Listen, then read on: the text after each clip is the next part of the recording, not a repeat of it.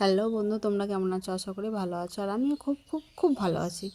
তো দেখো, আমি আগেই তোমাদেরকে বলেছিলাম আমার আগের ভিডিওতে যে আমাদের এখানে ডাহাপাড়া ধাম শুরু হচ্ছে। 8 দিন এখানে ডাহাপাড়া ধাম হবে। আর পুজোর পরে হচ্ছে 1 মাস, পুজোর পরে দশমী হয়, তারপরে হচ্ছে 1 মাস সেবা হয়। আর এখন বৈশাখ মাসে তিথি অনুযায়ী সীতানবমীতে 8 দিন ধাম হয় এখানে। দাদা ধাম শুরু হয়ে গেছে, আজকে 3 দিন হয়ে গেল। জ্যৈষ্ঠ মাসের 2 তারিখ অধিবাস হয়েছে আর 3 তারিখ থেকে ধাম শুরু হয়েছে। তা আমার হয়নি যাত্রা, যাই হোক হয়নি, আজকে চলে এসেছি। তাই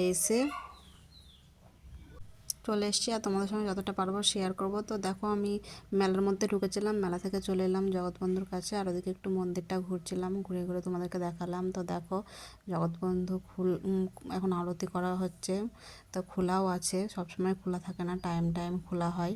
তা 12টার সময় এখন খোলা হয়েছে আরতি করার জন্য। আর এখানে কীর্তন হচ্ছে, এখানে 8 দিন ধরেই কীর্তন হয়, সকাল সন্ধ্যা রাত্রি সবসময়তেই কীর্তন হবে, কোনো সময় কীর্তন বন্ধ হয় না।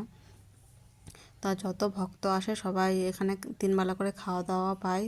সকাল, দুপুর, রাতে 3বারই সেবা দেওয়া হয় এখানে। তো দেখো, যারা কীর্তন শুনছে তারা মন্দিরের মধ্যে বসে আছে, আর যারা খাবে তারাও খাওয়ার জায়গাতে আছে। এখানে ঠান্ডার মধ্যে মন্দিরের মধ্যে অনেক ভক্ত আসে, সবাই বসে।